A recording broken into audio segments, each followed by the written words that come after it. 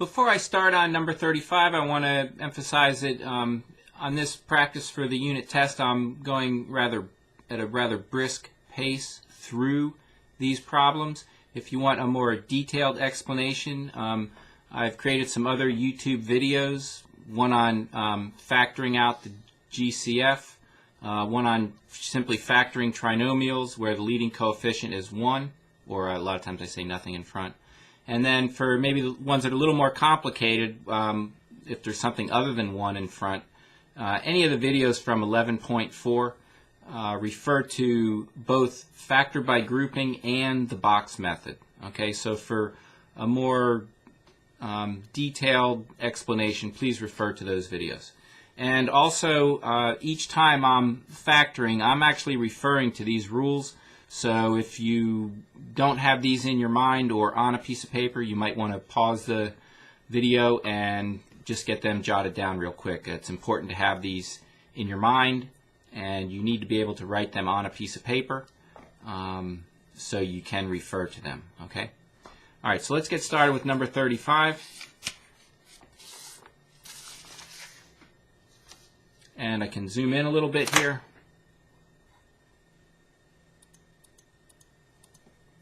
Okay, so first off, you look for a GCF. There is no, oh, yes, you can factor out an x from each term. Okay, so that's what you're going to have to do. And when you factor out x from each term, you'll be left with 12x squared plus 11x minus 15. All right, then you have something in front of x squared, so you multiply the first term times the last term, and you can either use the box or factor by grouping.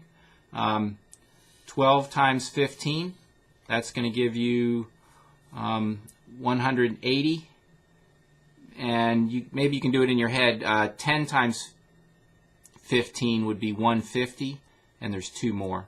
But either way, even if you don't do it in your head, just grab a piece of scratch paper, and that's going to give us 180. And then list all the factors. I'll be looking for a difference of positive 11. 1 times 180, 2 times 90, 3 times 60, 4 times 45. I just cut 90 in half. 5 times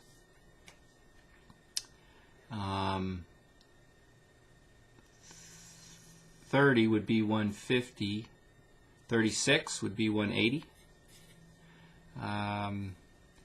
6 times 30. I guess I'll keep this down here. I'm going to have to zoom out one for these to all fit. Okay, 6 times 30. 7 won't work. 8. 4. If I double 4, I get 8, and I can't cut 45 in half, so 8 won't work. 9 goes into 18, so 9 times 20, and look, we got our difference of 11. I think I'm going to stop there because there's so darn many of these. So if we want a positive 11, then we would have a positive 20 and a negative 9, and we're ready to use the box here. So let's just give ourselves a nice big box. Darn, I put it a little closer to these terms than I wish I had, but we'll proceed. And again, I factored out an x early on, so I'm not referring to this anymore. Okay, I'm referring to what's in parentheses. So first term goes in the first box. That's 12x squared. The last term goes in the last box. That's a 15. It's a negative 15, but I don't care about negatives down here when I'm using the box method. And we figured out that these two diagonal boxes consist of a negative 9, a positive 20. So there's my negative 9, there's my 20, and you have to remember to put an x in each box. Okay, now you're just looking for the GCF. So going straight up, we can get a 5 out of each term. Going straight up here, we can get a 3x. Going across, we can get a 4x out of each term. And going across here, negative 3. Okay, so we have the factored form of our polynomial. It's 3x plus 5. 3x plus 5, as well as 4x minus 3. And this x, you always have to remember to bring that down. So here's the factored form of our original polynomial. Okay, that's 35. Then we'll take a look at number 36. All right, taking a look at number 36 here. Number 1 on the list is GCF, and there's certainly we can get a 2 out of each term. Anything bigger, you can get a 4 out of there.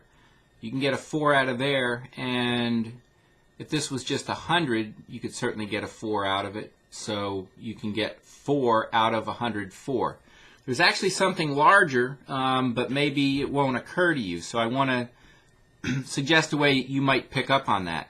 Let's say I decide that 4 is my GCF, which it's not, but let's just say that's the first thing my brain gave me.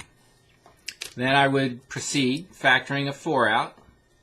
This would leave me with 6x squared minus 21x. Nope, because it'd have to be 26x. All right, so 26x.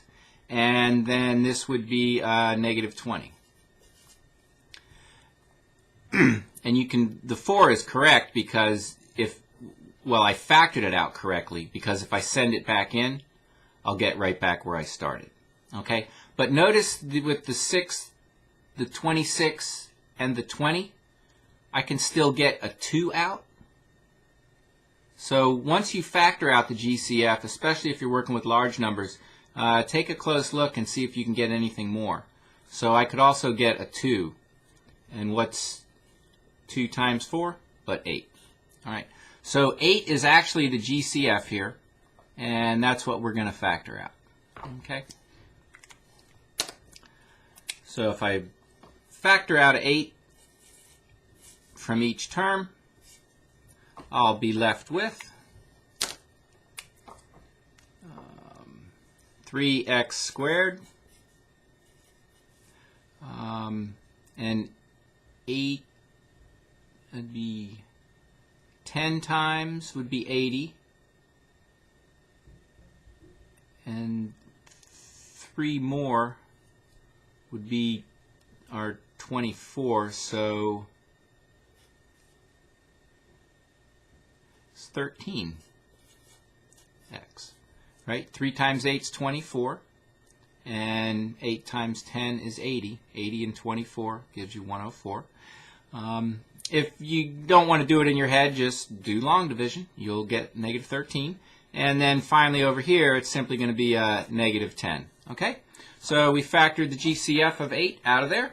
And now you proceed down the list. Do you have 2 terms? No. 3 terms? Yes. And there's something in front of x squared. So you can either use the box or factor by grouping. I sort of like the box, so that's what I'm going to use. 3 times 10 is 30, and list all the factors. 1 and 30, 2 and 15, 3 and 10. By the way, I'll just keep going, but I've already found what I needed. 4 won't go in there, will it? Because if I double 2, I get 4, and I can't cut 15 in half. But 5 times 6, and that's all the factors. Okay. Oh, well, I didn't catch it. I thought that was the term, or these are the 2 that I actually want, though. I want a difference of negative 13, so it must be a negative 15 and a positive 2. That's the only way to get a difference of negative 13. Okay, that wouldn't work. That wouldn't work. That wouldn't work. And now we're ready for the box. I'm going to have to zoom out, kind of running out of room here. There we go. All right.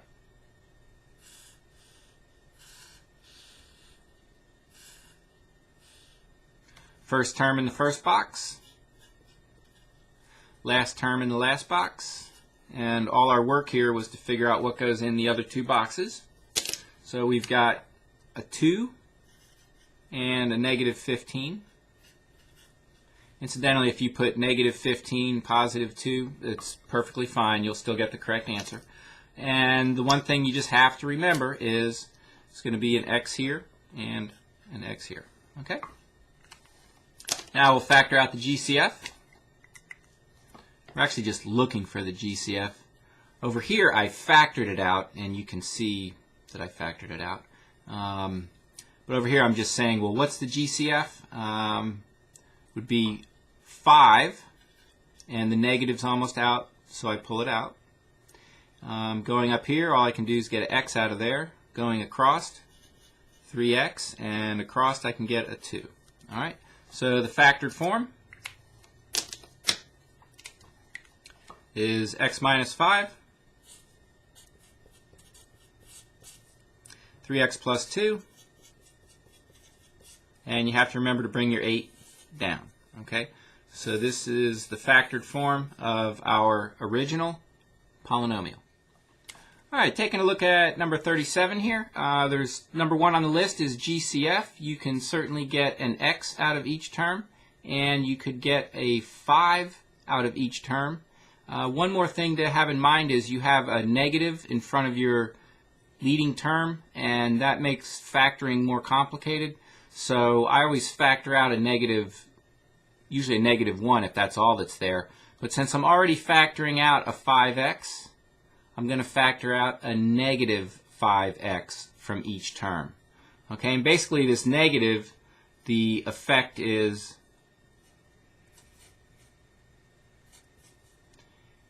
when I factor out a negative, each sign is going to change. Okay, so that will leave us with, inside the parentheses, we'll have,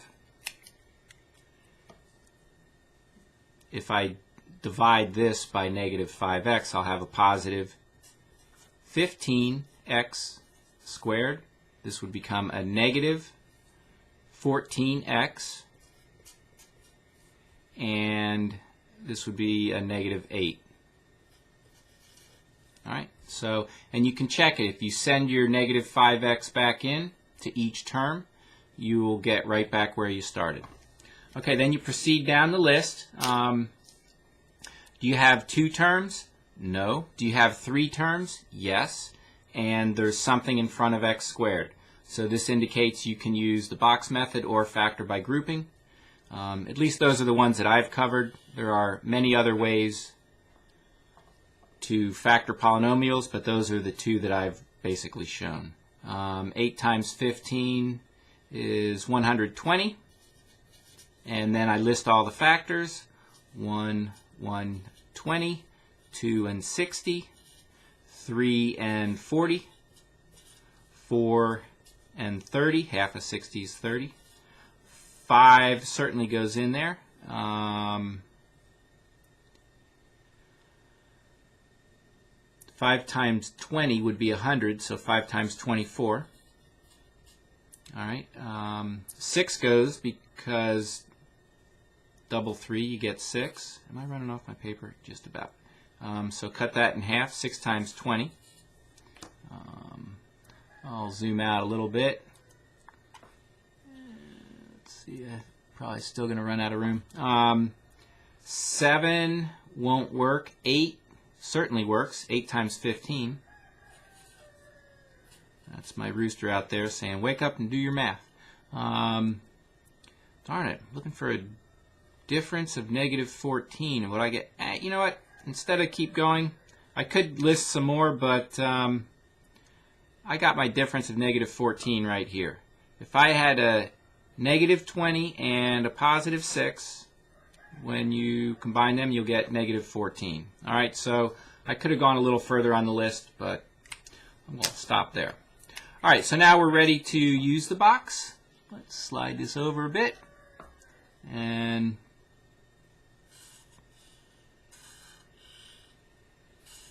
nice 4-chamber box. First term goes in the first box. Last term goes in the last box. And these two boxes, that's why we did all this work, to figure out that we've got positive 6 and negative 20. All right, so here's my 6, here's my negative 20, and you have to remember to put an X in this box and an X in that box.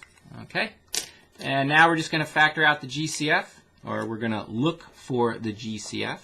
I can get a 4 out of here and a 4 out of here, and the negative's almost out, so negative 4. 3x. I can get 3x out of each term. I could get 5x out of each term here, and I can get 2 out of each term. All right, so this will take care of my other two sets of parentheses. So the factored form is going to be 3x minus 4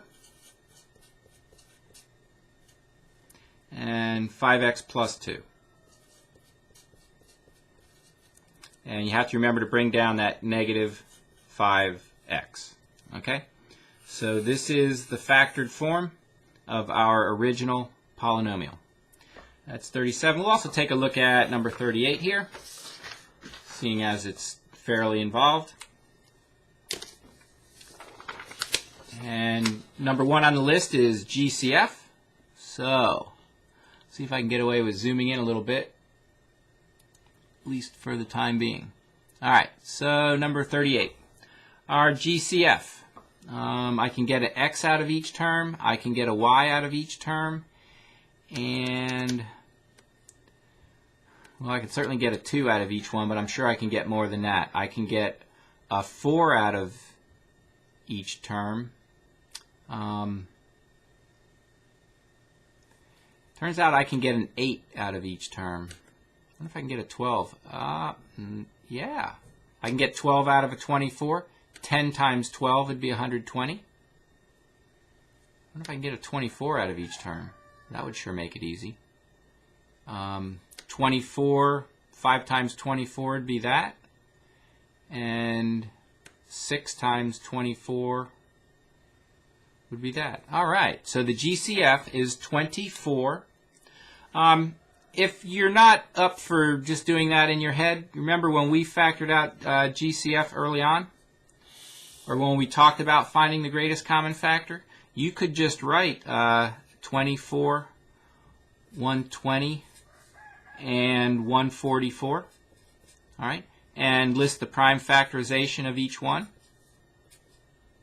And then you have common factors. So if you have a term here, and a term here, you cross each one out and bring it down. Okay? So I've gone over that earlier on. But anyway, if you can just do it in your head, that's usually the way we go about it. And we figured out that you can get a 24, an X, and a Y. Okay? So